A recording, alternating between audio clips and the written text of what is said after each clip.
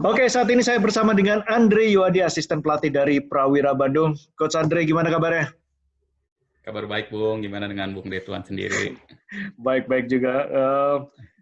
Sekarang lagi di mana, Coach? Di rumah, di Jakarta. Di Jakarta. Kesibukan belakangan ngapain aja jadi? Ya, cuman baca-baca, lihat-lihat YouTube, ikutin Zoom meeting, sama ya ngontrol kondisi pemain. Zoom meeting dalam hubungan dengan Prawira Bandung ya? Zoom meeting Prawira Bandung, ada yang coaches meeting, ada yang dalam, ya macam-macam lah, masih nggak jauh-jauh dari basket. Coach, kita ngobrol-ngobrol sedikit masalah basket juga nih. Mumpung kita punya season IBL 2020 ini kan terpotong ya, istilahnya jauh dipersingkat oleh karena COVID-19 ini. Kalau dari analisa Coach Andre sendiri, Prawira Bandung bagaimana performanya di IBL 2020 ini? Ya, sebenarnya kalau lihat dari performa bisa dibilang kan tidak baik lah. Tapi tidak baiknya itu kan karena kekalahan yang kita alamin gitu kan. Tapi kan kalau saya sebagai pelatih tidak melihat dari patokan pemenang atau kalahnya saja gitu. Banyak hal yang sudah kita perbaiki dibanding musim lalu, banyak hal yang kita berubah, ya sayang aja kalau menurut saya karena terputus belum sampai selesai. Seharusnya kita dalam tahap yang lagi mau bangkit. Sebenarnya problem utama dari Prawira Bandung untuk IBL 2020 ini apakah bermula dari masalah dengan pemain import ya, yang banyak, yang ada beberapa yang menurut saya yang batal untuk berlaga untuk Prawira musim ini? Ya, salah satunya mungkin itu. Ya, sebagai tim dengan pelatih baru kan pasti juga tidak mudah. Walaupun sebenarnya kita sudah cukup mempersiapkan diri dengan baik, dengan melakukan tryout, dengan melakukan banyak scrimmage game gitu loh. Tapi kan itu semua tidak mudah ketika pemain asing itu datang. Gitu loh. Jadi pada saat pemilihan pemain asing pun kita terkendala sampai 2 kali mengganti pemain yang kita pilih itu tidak bisa hadir ke tim kita. Jadi ya kita adjust lagi gitu loh. Jadi ya memang ada, tidak bisa dibohongin bahwa salah satu faktornya memang di situ. Musim ini kan juga Coach Gibi ya bergabung dengan Prawira Bandung dan mulai menerapkan sistemnya dia. Kalau dari perspektif Coach Andre sendiri, bagaimana transisi dari sistem pola permainan dari Prawira semenjak Coach Gibi bergabung? Ya, dengan bergabungnya Coach Gibi, kita mengalami beberapa perubahan yang menurut saya cukup besar ya perbedaannya sistem permainan yang tahun sebelumnya dengan tahun ini, musim ini. Kalau musim sebelumnya kita mengandalkan kecepatan, bermain transisi, terus di musim ini kan kita lebih banyak bermain set play, komposisi pemain juga berbeda pastinya. Tahun lalu boleh dikatakan kita ini big man, hampir tidak punya real big man. Di musim ini kita memiliki 2 amunisi baru kan, dari Firman yang murni center, dan juga Dia Ulhak atau Yaya gitu loh. Jadi memang berbeda gitu. Kalau kita berbicara mengenai pemain import dulu, Coach ya. Sejauh ini nama yang tercatat dari awal musim sampai akhir musim IBL 2020 ini yang selalu adalah William Tinsley. Betul. Dari pengamatan Coach Andre sendiri yang melatih Prawira Bandung ini, sebenarnya role dari William Tinsley ini bagaimana? Apakah ada perubahan dari awal musim pada waktu akhir musim? Tidak ya. Dari awal kita men-scout dengan coaching staff. Coach Gibi menyampaikan dia ingin mencari pemain yang stretch four, yang bisa shooting, ya kemampuan juga bisa defense yang pastinya karena sistem Coach Gibi adalah mengandalkan defense gitu. Lalu juga offensive rebound, dan memang William Tinsley itu menjalankan peranannya dengan cukup baik dari awal sampai akhir. Hmm.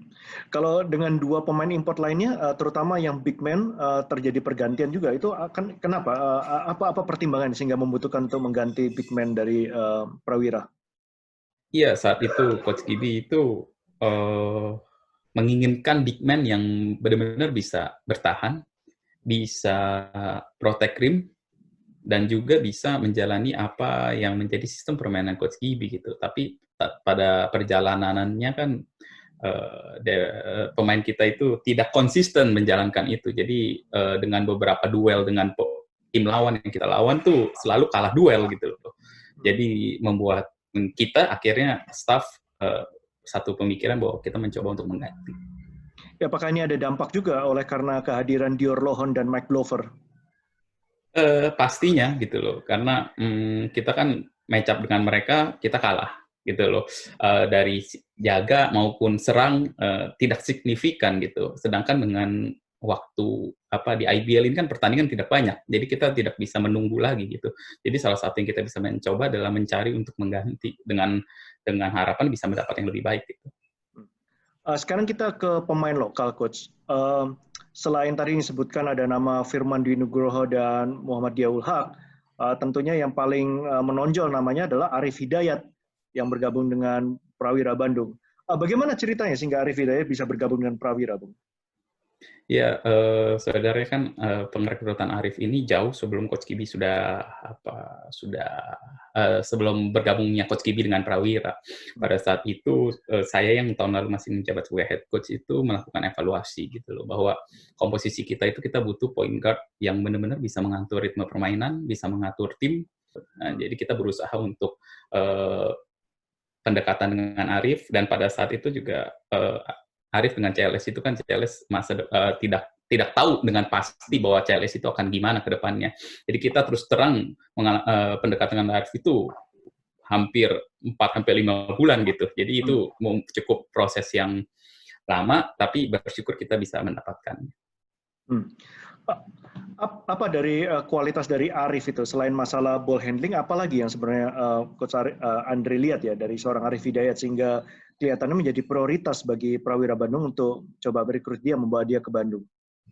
Ya, salah satunya adalah pengalaman beliau ya. Pengalaman Arif sendiri kan di IBL pernah jadi juara pada saat 2016. Beliau juga pernah juara di ABL sendiri beliau sudah menjadi juara. Dari segi pengalaman untuk jadi seorang champion itu kan dia sudah ada, mental juaranya sudah ada. Itu yang kita cari. Itu pertama. Terus kedua juga saya tahu benar karakter Arif karena pada saat Arif masuk ke dunia profesional, dari sebelum dia masuk ke dunia profesional tuh di CLS Junior itu saya yang mempersiapkan dia gitu. Jadi pada saat saya mencoba untuk merekrut dia bukan satu hal yang baru karena saya udah tahu karakter Arif sendiri.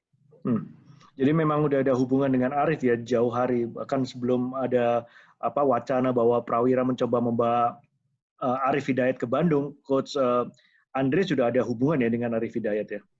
Iya, betul. Oke.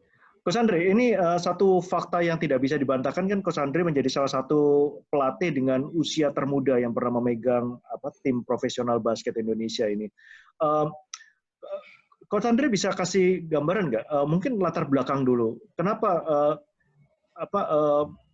terdorong untuk terjun menjadi pelatih di liga profesional ini dalam usia yang sangat muda? Ya, satu, kalau saya bilangnya saya juga bingung jawabnya gimana ya. Tapi saya seneng sama olahraga basket. Saya demen olahraga basket. Ya, menurut saya di olahraga itu saya bisa mendapatkan yang di tempat lain saya nggak bisa dapetin. Dari mulai tegangnya, seriusnya, happy-nya, kebersamaannya, gimana cara kita di basket itu cara benar-benar seperti kalau kita bisa jalanin basket dengan baik, hidup kita harusnya bisa baik dengan disiplinnya gitu loh. Jadi pada awalnya saya kuliah di jurusan ilmu olahraga di Beijing saat itu, dan pada saat saya kuliah itu terus terang saya beruntung karena saya ketemu dengan dosen pembimbing, dosen hari-hari saya di mata kuliah basket itu yang benar-benar mengajarin saya untuk bagaimana jadi orang, bagaimana jadi seorang pelatih. Memang saya dipersiapkan itu, kalau lulus nanti kamu mau jadi apa? Mau jadi pelatih ya bersiap-siaplah dari sekarang pada saat kamu kuliah. Kim Hong, gitu. Sebenarnya saya dari 2007, 2008, 2009 itu setiap kali saya pulang liburan itu saya sering bertatap muka dengan Ko Kim Hong dan banyak cerita tentang dunia profesional di Indonesia. Nah, tahun 2010 secara nggak langsung itu saya pas ke Lokasari ketemu dengan salah satu managing partnernya CLS, Christopher Tanuwijaya. Saya kenal Christopher juga pada saat hari itu dikenalin sama Ko Kim Hong. Ya, nah pada saat 2010 itu saya ketemu, lalu saya ditanya sama Ko Itop, kok ada di sini? Ya, udah selesai katanya. Dia bilang iya, saya lagi uji praktek gitu. Nah secara nggak langsung hari itu dia bilang kita juga lagi butuh nih staff pada saat itu pelatih fisik. Head coach adalah Kak Amran gitu. Jadi saya direkrut lah ke Surabaya. Nah singkatnya di situ, di awalnya saya di Surabaya kurang lebih sampai 2014. Nah, di situ saya benar-benar ya berterima kasih karena saya dapat banyak pengalaman dari mulai pelatih fisik, asisten pelatih, lalu pegang PON Jawa Timur sebagai asisten pelatih juga, terus memiliki tanggung jawab juga untuk membina junior. Jadi ya cukup beruntung saya pada saat itu karena saya bisa belajar banyak dan tahu bola basket tuh di Indonesia tuh seperti apa gitu. Mungkin ya, Coach Andre kalau dari secara teori dan juga mungkin secara skill kepelatihan, materi-materinya mungkin sudah dipersiapkan ya, baik dari kuliah maupun dari lingkungannya. Tetapi apakah Coach Andre sendiri juga udah siap secara mental pada waktu itu untuk menjadi pelatih? Kemudian dalam artian ini kan posisi yang sangat-sangat mikroskopik ya, begitu banyak orang yang memperhatikan dan gampang sekali untuk para fans sebentar jadi fans, sebentar jadi hater ya, ada begitu banyak, apalagi di era sosial media ini begitu banyak istilahnya itu bully ya istilahnya kalau di internet itu menganggap bahwa oh ini pelatih masih terlalu muda, terlalu hijau atau apa. Apakah ini seperti Coach Andre juga memang udah siapkan dan bagaimana cara Coach Andre mengatasinya sejauh ini? Iya, sebenarnya dari sejak pertama kali saya terjun ke dunia kepelatihan itu, saya mendapat satu pemikiran bahwa pelatih itu tua sebelum umurnya, gitu loh. Jadi, jadi mulai dari kita bersikap, mulai kita dari berpenampilan, ketika saya sudah mulai jadi pelatih, saya itu harus bisa merubah itu semua. Gitu loh, itu pertama. Terus kedua, pada saat pertama kali saya terjun di dunia profesional, terus terang itu pada saat saya usia kurang lebih 22 tahun atau 23 tahun. Which is saya melatih itu orang-orang yang sudah umur 30 ada. Pada saat itu saya ngelatih yang namanya ada Agustinus Indrajaya, Andri Ekayana, Hendri Sujana, atau Jring gitu loh, yang notabene sudah memiliki nama besar gitu. Tapi saya mencoba untuk istilahnya adaptasi. Kalau saya memang mau jadi pelatih profesional, ya saya harus bisa melewati ini semua gitu loh. Dan beruntung saya bisa belajar dari beberapa pelatih-pelatih yang cukup senior yang mengajarkan saya bukan hanya yang tadi saya bilang tentang teori basket atau program latihan atau pertandingan, tapi bagaimana cara kita bersikap, bagaimana kita membawa diri untuk menjaga hubungan antar dengan pelatih, antar dengan pemain gitu loh. Jadi ya itu semua perlu waktu ya. Awal-awalnya pasti kita banyak beban, banyak rintangan. Tapi ya bersyukur sih saya bisa selama ini sih masih bisa adjust dan bisa melewatinya. Kalau ada orang lain yang mungkin mengikuti jejak langkah dari Coach Andre sendiri menjadi pelatih ya dengan usia muda dan harus melatih para pemain yang usianya lebih tua, lebih berpengalaman, atau yang seperti Coach Andre tadi sampaikan, udah punya reputasi tersendiri di masyarakat. Kira-kira advice apa yang Coach Andre bisa berikan kepada mereka untuk mempersiapkan diri? Bagaimana sih caranya Coach Andre waktu itu sebagai pelatih dengan usia muda bisa earn the respect gitu, bisa memperoleh respect dari para pemain itu dan kemudian bisa dengan mulus ya menjadi pelatih bagi tim itu? Ya, yang satu itu adalah kita harus tahu bahwa kita mau ngapain di basket. Terus kita ambil profesi kita sebagai pelatih itu mau apa? Mau senang-senang, mau serius, atau menjadikan karir kita. Itu paling penting pertama. Terus kedua adalah, ya itu tadi, sebagai pelatih kita harus tua sebelum waktunya. Dalam arti kita harus punya wibawa, Kita harus menjaga wibawa kita, harus kita bisa mencontohkan segala sesuatunya dari kehidupan kita sehari-hari. Kita harus bisa banyak belajar dari orang yang lebih senior gitu loh. Jadi yang paling penting sih kita harus percaya diri. Confidence itu penting gitu loh. Confidence, dan yang paling terakhir adalah ketika saya itu menjadi pelatih, ya saya harus bisa banyak berkomunikasi dengan pemain-pemain saya. Which is kadang-kadang pasti pemain itu kan, wah ini lebih muda, misalnya gue ajak jadi teman, ya balik lagi ke perilaku kita dan bagaimana kita berkomunikasi dengan beliau. Kalau kita nggak bisa jaga diri kita menganggap dengan mereka itu seperti teman, itu agak sulit. Beda dengan pelatih yang sudah tua, dia menganggap pemainnya sebagai teman, ya tetap gimana pun mereka akan dituakan. Tapi kita sebagai pelatih muda menganggap pemain kita teman, ya nantinya kita dari pengalaman saya dan apa yang saya lihat selama ini, kok kayaknya teman boleh, tapi tetap kita harus bisa menjaga profesionalitas. Salah satunya ya dengan komunikasi. Ketika ada sesuatu yang mulai ini kayaknya kalau diterusin ini bisa jadi kebiasaan atau bisa jadi hilang bukan respect tapi hilang wibawa, kita harus bisa pandai-pandai menjaga itu. Oke, Coach, ini pertanyaan terakhir, Coach. Ini berhubungan dengan Prawira Bandung dan juga dengan IBL. Kira-kira ada gambaran nggak, ada adjustment apa yang paling penting yang mesti dilakukan oleh Prawira Bandung saat ini ya? Entah nanti apa akan dilanjutkan IBL 2020 ini atau mungkin berlanjut di musim baru di IBL 2021. Kira-kira ada adjustment apa nggak? Ada planning adjustment apa dari Prawira Bandung yang mesti dilakukan untuk memperbaiki tim ini?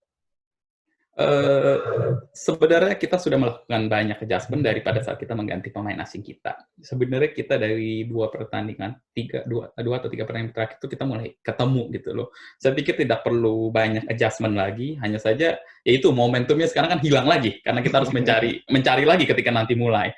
Tapi ya pemikiran saya sih simple bahwa kita itu sudah cukup untuk melakukan banyak adaptasi, mulai dari banyak pemain baru, pelatih baru, pergantian pemain asing. Ya tinggal kita ditingkatkan lagi aja sih, sama yang paling penting adalah confidence pemain itu harus benar-benar yakin. Kalau mereka kan pada saat itu memang kita banyak pertandingan yang kita jalanin itu kita kalah dengan selisih tidak lebih dari 5 poin, bahkan 3 poin, bahkan overtime. Jadi disitulah timbul banyak seperti ketidakpercayaan diri, kok kita kalahnya segini ya. Jadi kayak semacam trauma. Tapi padahal sebenarnya itu kan yang membuat mereka itu kalau berpikir seperti itu terus, ya nggak akan keluar permainannya. Nah, pada saat kemarin kita bisa mencuri satu kemenangan pada saat 7 atau 8 kali berkalah beruntun, itu sudah buat saya tuh, kita sebagai pelatih tuh, akhirnya ketemu juga. Jadi buat saya sih, kalau untuk adjustment, tidak perlu adjustment terlalu banyak, terlebih ya sudah hampir 4 bulan, 5 bulan dengan Coach Gibi kan harusnya sudah tahu. Ya kan, sudah tahu apa yang diinginkan, apa yang menjadi sistem dia itu kita jalaninnya harus seperti apa gitu. Yang terpenting itu sih confidence dan ya mencari momentum yang pada saat kita menang itu. Oke, Coach, thank you so much untuk waktunya bincang-bincang singkat kita siang hari ini. Thank you. Good luck untuk karirnya di Prawira Bandung juga. Kemudian kita juga stay safe juga, Coach. Ini kita melewati pandemi COVID-19 ini. Semoga kita bisa lewati dengan baik dan cepat berlalu sehingga kita bisa nonton lagi di kompetisi IBL. Amin. Iya. Oke, Coach. Sama juga Bung Ridwan. Terima kasih. Thank you.